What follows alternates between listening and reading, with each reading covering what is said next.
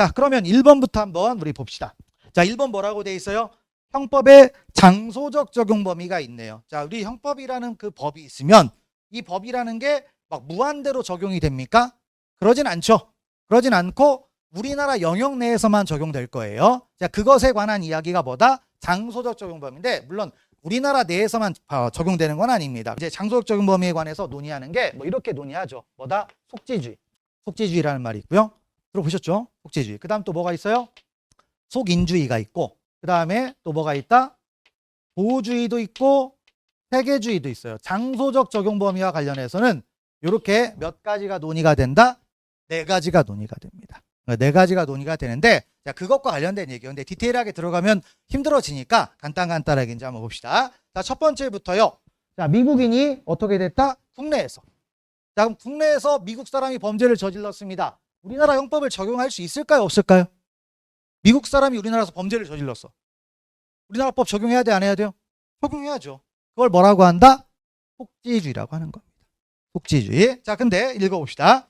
자, 미국인이 국내에서 우리나라 사람들과 마약 밀수에 대하여 자, 공모를 하였으나, 공모에다 동그라미 한번 쳐볼까요? 그러니까 미국인이 국내, 그 다음에 공모, 요거 체크하시면 되겠고요. 근데 정작 마약 밀수에는 직접 관여하지 않았대요. 그러면 우리나라 법을 적용하여 처벌할 수 있냐 없냐를 따지는 건데, 자, 우리나라에서 직접 자기가 범죄를 한 건 아니고 뭐까지만 했대요? 공모까지만 했대요. 자, 그러면 그럼 공모가 과연 범죄 장소로 볼 수 있겠느냐? 요 부분이 문제가 되겠죠. 그래서 그 범죄지를 따지는데, 범죄지에는 공모지도 포함한다라는 게 우리 판례의 태도입니다. 그러니까 우리나라 형법을 적용할 수 있어요, 없어요?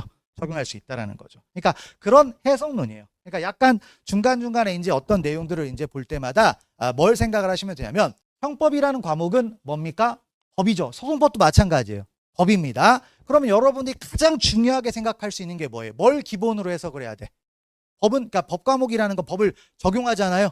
자, 그럼 지금 있는 일 갖고 한번 생각해 볼까요? 자, 12월 3일 날 무슨 일이 있었어요? 뭐 누구 생일이었습니까? 뭐 그런 건 아니죠. 12월 3일 날 뭐가 있었어? 비상계엄을 선포했다라고 했죠. 그게 헌법적으로는 비상계엄이라고 해. 뭐 적법이냐 위법이냐 따지라는 건 아닙니다. 뭐 나중에 그건 따지면 되겠고. 근데 12월 3일 날 그렇게 해서 비상계엄이 선포가 됐는데, 비상계엄이 어떻게 됐어요? 해제가 됐죠. 다음 날 새벽에 해제가 됐잖아. 자, 그러고 나서 무슨 얘기가 나옵니까? 형법으로 이제 들어오면 돼. 그건 비상계엄은 헌법이야. 헌법이고, 형법으로 들어오면 뭡니까? 자, 그 다음에 무슨 얘기가 나오기 시작했죠? 내란죄 얘기가 나오기 시작을 합니다.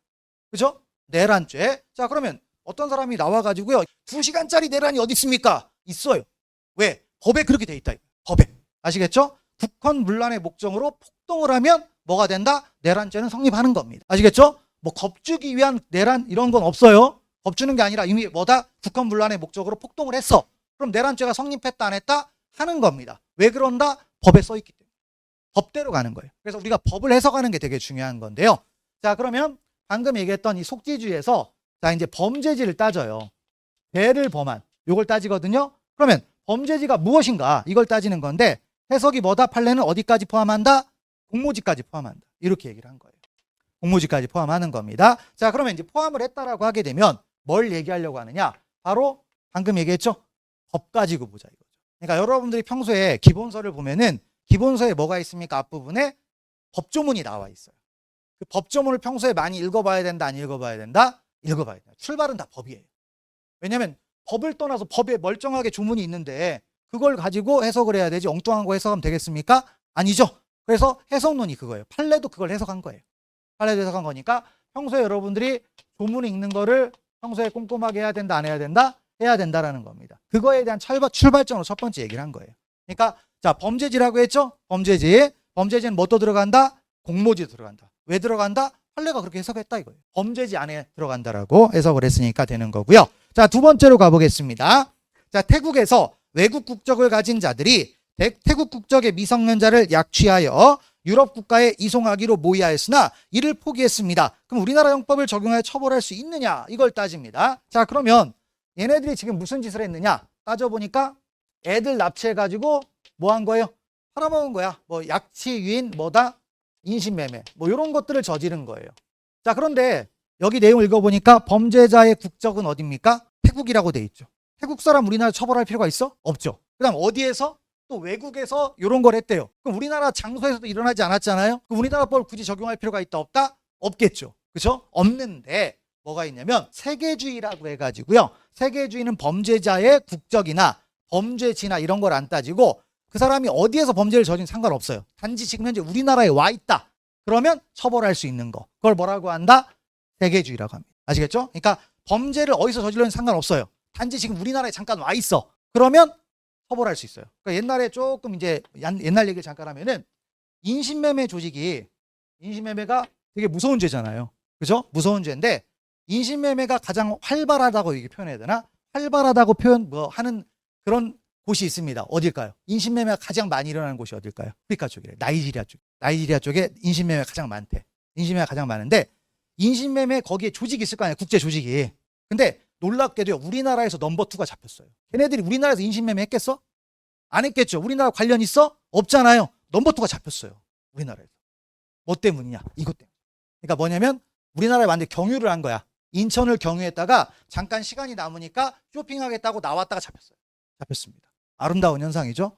그죠? 그런 아름다운 현상인데 그게 뭐다? 세계주의라는 거예요. 근데 세계주의인데 모든 범죄를 세계주의를 채택하면 어떻게 되겠습니까? 자, 외국에서 범죄 저지른 사람 우리나라에서 막 함부로 잡아들여 처벌한다. 전쟁하자라는 얘기죠. 그럼 되겠어? 안 되겠어? 안 되죠. 그래서 요건 일반적으로는 채택을 안 해요. 그런데 세계주의는 뭐다? 여기 있죠. 약취, 유인, 인신매매의 경우에는 세계주의를 채택하고 있습니다. 개별범죄에서. 개별범죄에서. 그런데 개별범죄 채택을 하고 있는데 어디까지 가야 되냐면 약취, 유인, 인신매매는 뭡니까? 어쨌든 인신매매를 해야 돼, 안 해야 돼? 해야 되겠죠? 그래서 기수하고 미수까지. 기수하고 미수까지는 세계주의를 채택하고 있어요. 그런데 뭐가 있냐면 이 앞 단계가 뭐가 있을까요? 자, 실행에 착수하기 전에 뭐라냐면, 그러니까 또 갑자기 또 얘기를 해야 되겠네요. 저기 그 용산에 있는 사람들끼리 모여가지고 12월 3일 날 낮까지 뭔가 막 준비를 했을 거 아니야. 준비를 했죠? 그 준비한 걸 우리가 법적으로 뭐라고 하냐면 예비라고 불러요. 아시겠죠? 예비. 그 다음에 또 뭐라고도 부른다? 음모라고도 부릅니다. 그러니까 물적인 준비 행위를 예비라고 하고 여러 사람이 모여서 합의한 걸 뭐라고 한다? 음모라고 해요. 음모. 그래서 내란죄가 있죠? 내란죄는 예비 음모를 처벌합니다. 근데 예비 음모를 넘어섰어? 그럼 기수까지 간 거예요. 기수까지 간 건데 근데 방금 얘기했지만 얘네들이 뭡니까? 인신매매를 하려고 했다 뭐 했어요? 실행까지 갔어 안 갔어? 안 갔죠? 그러면 뭐다? 예비 음모예요. 근데 예비 음모는 처벌하는 규정이 있느냐? 없어요. 법에 없습니다. 어디까지만 처벌한다? 기수, 미수까지만 세계주의로 처벌할 수 있다라고 돼 있다 이거예요. 예비 음모는 처벌하는 규정이 없어. 그럼 우리 형법을 적용할 수 있어 없어? 적용 못한다 이거예요. 그래서 그 얘기를 한번 보시면 되겠죠.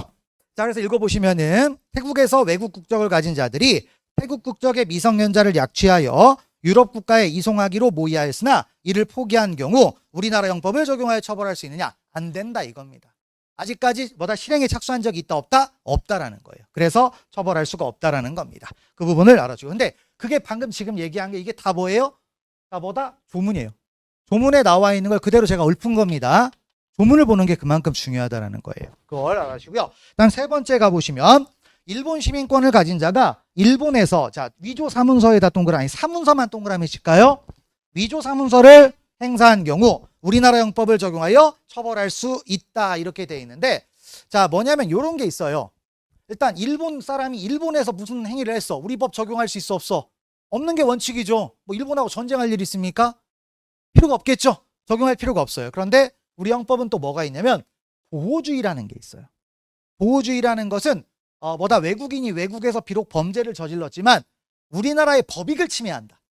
그러면 우리나라 법을 적용할 수도 있다 없다? 적용할 수도 있대요. 근데 이제 거기 범죄에 뭐 지금 간단하게 보는데 그럼 거기에 이 보호주의에 들어가 있는 범죄가 뭐가 있냐면 공문서는 들어가 있어요. 공문서는 들어가 있어요. 자, 근데 공문서의 반대말이 뭘까요? 사문서야, 사문서. 이런 용어들을 자꾸 이제 알아두면 되는데 사문서는 규정이 돼 있다 안 돼 있다? 안 돼 있습니다. 그럼 안 돼 있으면 우리나라에서 처벌할 수 있어요 없어요? 안 되겠죠. 그죠? 그러니까 이것도 법이에요. 다 나중에 나오는 건데 뭐 여기 형법 5조에 관한 얘기다. 이걸 이제 알아주시고요. 보시면 됩니다. 그래서 여기 3번은 뭐가 키워드다? 사문서입니다. 사문서. 무슨 말인지 아시겠죠? 자, 그런 것들을 이제 보시면 되는 겁니다. 그러니까 요게 이제 우리 법과목 공부의 방법이 되는 겁니다. 단편적으로 보는 게 아니라 어떤 조문을 바라보고 해석을 하는 거예요. 근데 제가 알기로는 이 문제가 거의 처음 나왔던 걸로 보여요. 그러니까 판례가 없이 그냥 이론적으로 나왔던 거예요. 근데 이론적인데 되게 뭐다 조문 가지고 해석하는 거잖아요. 그러니까 조문을 정확하게 알아야 문제를 풀 수 있다 없다? 풀 수 있다라는 겁니다. 그래서 조문 읽는 게 되게 중요하다. 근데 이런 게 다 뭐다? 기본기예요. 기본기.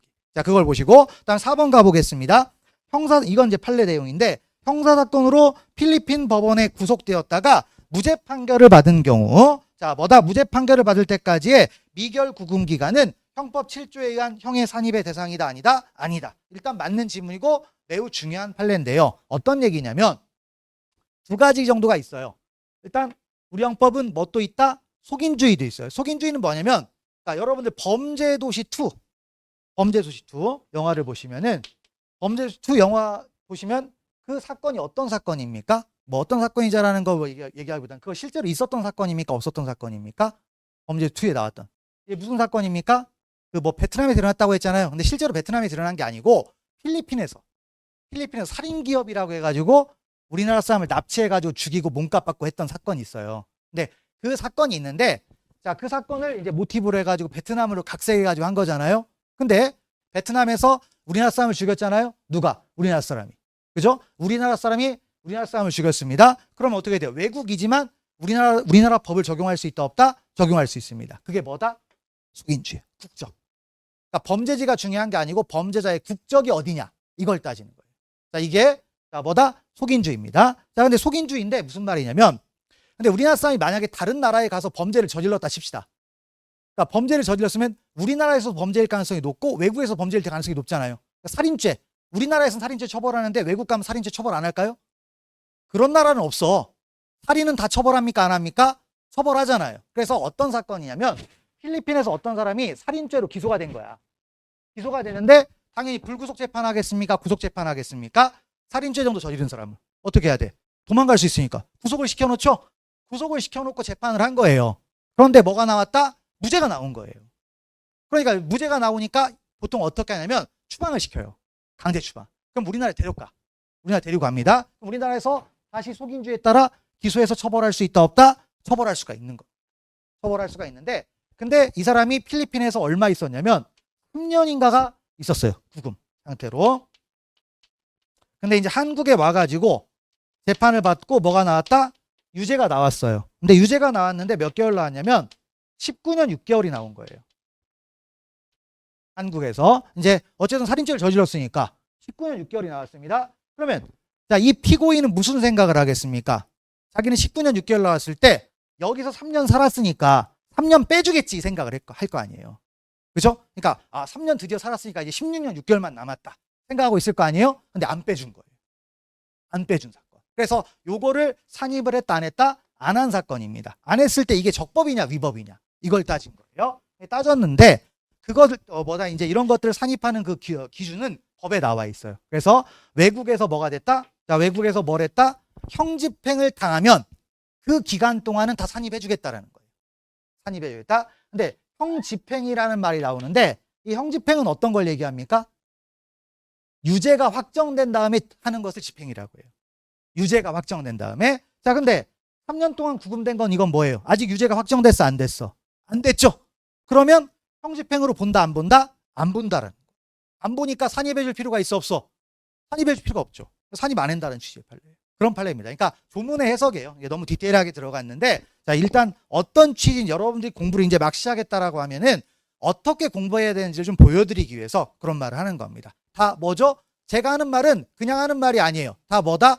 법에 나와 있는 거를 논리적이고 체계에 맞게 해석하는 겁니다.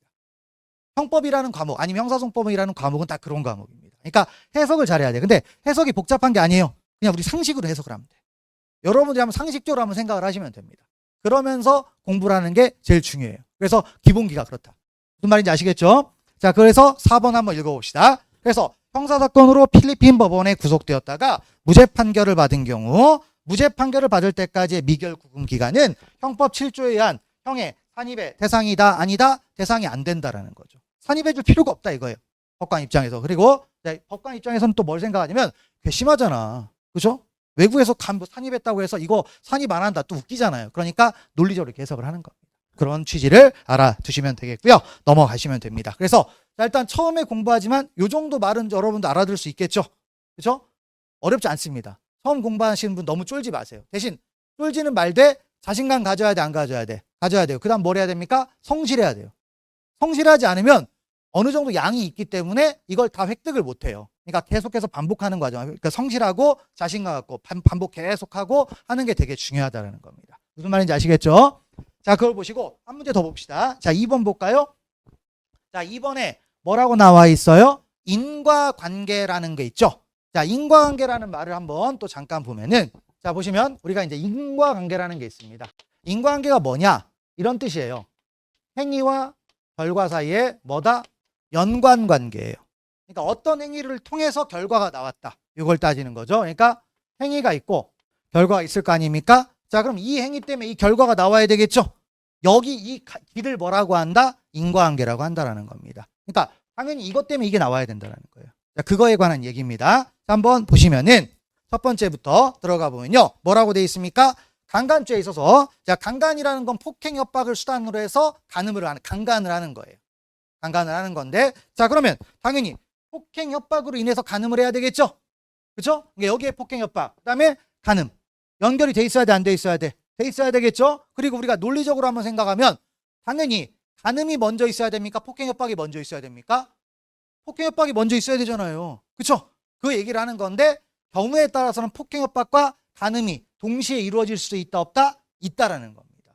상황에 따라 그럴 수 있죠. 그래서 1번 보시면은, 자, 뭐다? 강간죄에 있어서 폭행 협박과 간음 사이에는 뭐가 있어야 된다? 인과관계가 있어야 되고, 그 다음에 폭행 협박이 반드시 간음 행위보다 선행되어야 하는 것은 뭐다? 아니다. 동시에 이루어질 수도 있다라는 뜻이에요. 동시에. 그런 것도 알아주시면 되겠고요. 다음 두 번째로 가보시면, 자, 살인죄에 있어서 범인이 칼로 찌른 행위가 피해자를 사망하게 한 직접적인 원인이 아니었다면 이로부터 발생된 다른 간접적 원인이 결합되어 사망의 결과를 발생하게 한 경우에도 행위와 사망 간에는 인과관계가 인정되지 않는다 있는데, 자, 살인 뭐다? 행위를 했어요. 그리고 사망의 결과가 발생했습니다. 그럼 여러분들이 만약에 어떤 사람을 칼로 찔렀어. 이 사람 죽었어요. 뭐 때문에 죽었겠어? 아, 이것 때문에 죽었을 거 아니에요. 그렇죠? 직접적인 원인은 아니어도 이것 때문에 감염돼서 죽을 수도 있고 여러 가지 이유가 있잖아요. 그러면 의뢰 이렇게 하면 인과관계가 있다, 없다? 인정한다라는 겁니다. 인정한다라는 거예요. 그래서 뭐 여기 중간에 어떤 과정이 있어도 본질적인 게 아니면 인과관계 영향을 안 준대요. 피해자의 중간에 과실이 개입될 수도 있다, 없다? 개입될 수 있는데, 핵심이 뭡니까? 칼에 안 찔렸으면 안 죽었을 거 아니에요. 그죠? 칼에 안 찔렸으면 안 죽었을 테니까 살인행위와 사망 사이에는 연관관계, 인과관계가 있다, 없다? 있다라는 겁니다. 그런 취지를 좀 알아주시고요. 보시면 됩니다. 그래서 2번 틀렸다라는 거죠. 인과관계 인정되지 않는다가 아니라 인정돼요. 상식적으로 생각하시면 됩니다. 칼로 찔렀는데 죽었어. 근데 중간에 피해자의 과실이 들어갔대. 그렇다고 해서 갑자기 뭐다 인과관계가 없다라고 하면 되겠습니까?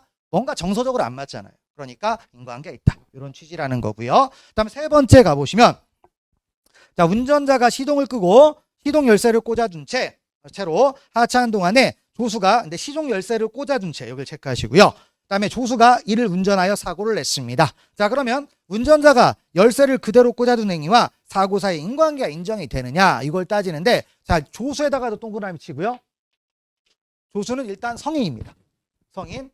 자, 그러면 이제 운전사, 그러니까 내 사수가 차를 잠깐 내렸는데 키를 꽂고 있어요. 그러면 자, 키를 꽂았는데 조수가 여기 키 꽂아 있으니까 가서 그냥 운전하다 사고가 났으면 운전자 잘못입니까? 내가 열쇠를 꽂아놓은 사람이 잘못이겠습니까? 아니죠. 성인이면 지가 알아서 할 일이잖아요. 어린이가 아니야. 어린이가 아니면 아무 상관이 없다라는 거죠. 그러니까 누구의 잘못이에요? 100% 조수 잘못이다. 인과관계 인정되지 않는다. 그런 얘기입니다. 자, 그걸 보시고, 그 다음 네 번째는 피해자가 상대방의 상행위를 피하려고에다 체크를 하시고요.